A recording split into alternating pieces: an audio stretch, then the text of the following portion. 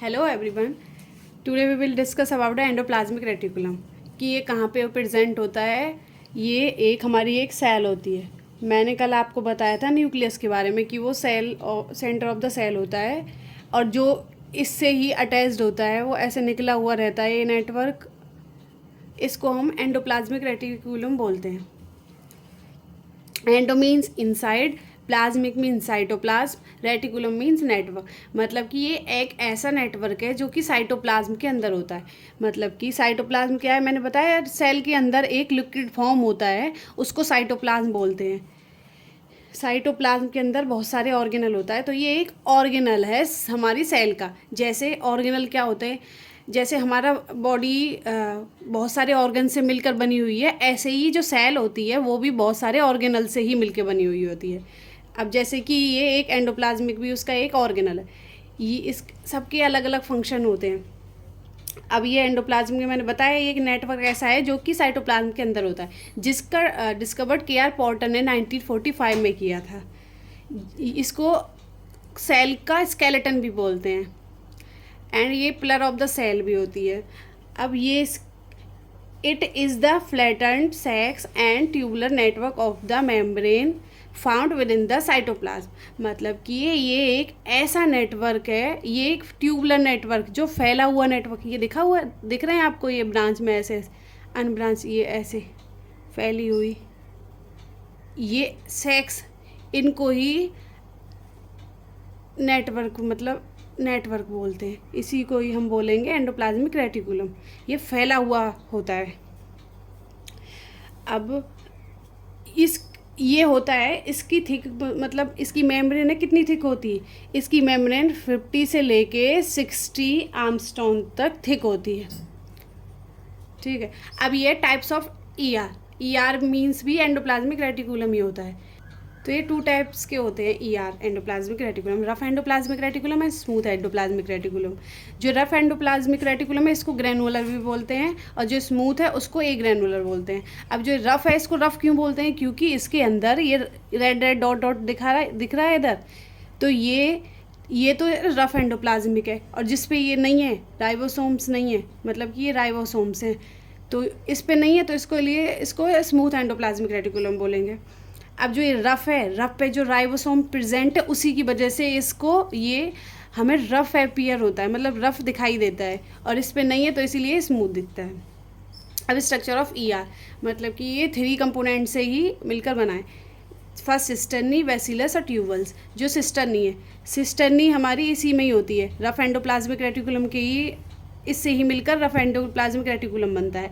ये लॉन्ग होती है, फ्लैटेड होती है और अनब्रांच सैक होती है।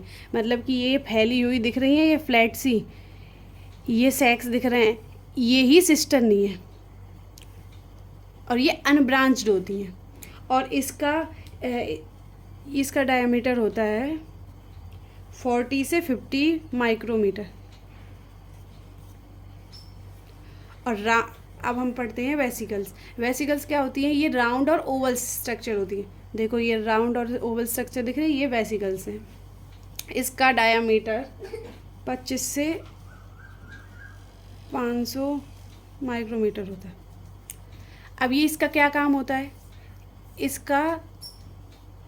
इसका ट्रांसपोर्टेशन का काम होता है। मतलब कि ये ट्रांसफ़र करता है। देखो सिस्टर्नी में ये राइबोसोम्स प्रेजेंट है, इससे ये प्रोटीन बन रही है। मतलब कि जो ये प्रोटीन जो राइबोसोम में, इसी को ही राइबोसोम फैक्ट्री बोलते हैं, प्रोटीन फैक्ट्री, क्योंकि इसके अंदर प्रोटीन का सिंथेसिस होता है। अब इसके लिए प्रोटीन सिंथेसिस होती है तो ये इससे वेसिकल्स में भी, मतलब ये प्रोटीन का सिंथेसिस, मतलब प्रोटीन को ट्रांसफ़र करती है।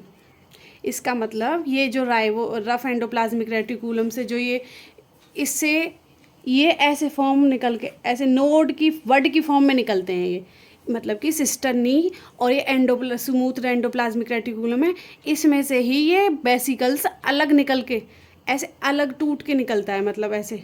तो ये इस राउंड शेप में हो जाता है। फिर इसमें सिस्टर्नी से इससे प्रोटीन आ जाती है, तो ये प्रोटीन जिस बॉडी में हमारी नीड होगी उससे ये ट्रांसफ़र कर देगी। मतलब कि मेन फंक्शन इसका ये है ट्रांसपोर्टेशन का। ओके, अब ये ट्यूबल। ट्यूबल क्या होता है? ये इरेगुलर और smooth walled and highly branch tubular shape होता है।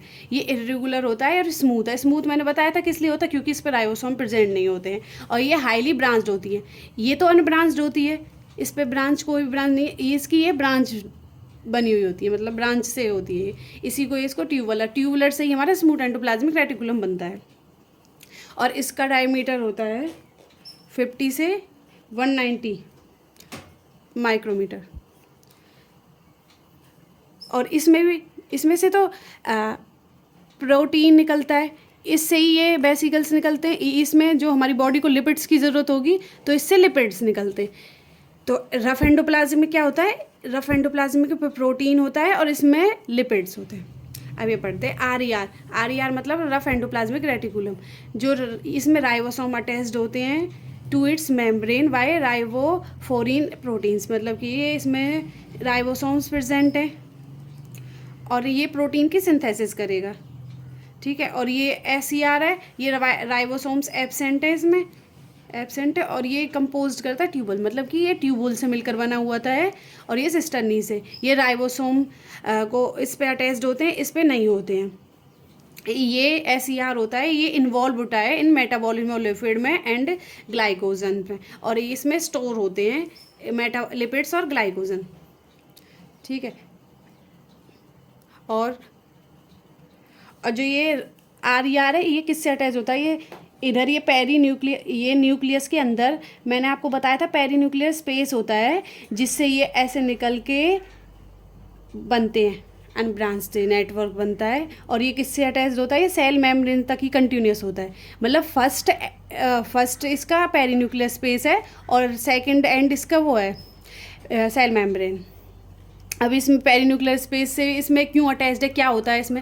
ये न्यूक्लियस के अंदर जो भी अंदर तो mRNA के इसके अंदर से निकल के इनमें आ जाता है सिस्टर्नी में, रफ एंडोप्लाज्मिक रेटिकुलम में। वो mRNA क्या करता है? जो ये राइबोसोम्स होते हैं, जो ये प्रोटीन का सिंथेसिस करते हैं, पहले mRNA आता है, इसको मैसेज देता है, फिर उसके बाद सिंथेसिस होती है प्रोटीन की, फिर इससे ये वेसिकल्स निकलते हैं। मतलब कि जो ये RER और SER है, ये दोनों आपस में ही कनेक्टेड होते हैं। तो इससे न्यूक्लियस भी कनेक्टेड है, ये SER भी कनेक्टेड है, और ये सेल मेम्ब्रेन के साथ भी कनेक्टेड है। तो ये सबके साथ है।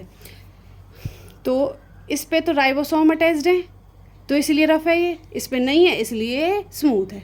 तो मेन रीज़न यही है इसका। और ये सिस्टर्नी से मिलकर बनी हुई है रफ एंडोप्लाज्मिक, ये स्मूथ है, तो ये ट्यूबल से मिलके ये ट्यूब की फॉर्म में होती है, ठीक है। Okay, thank you.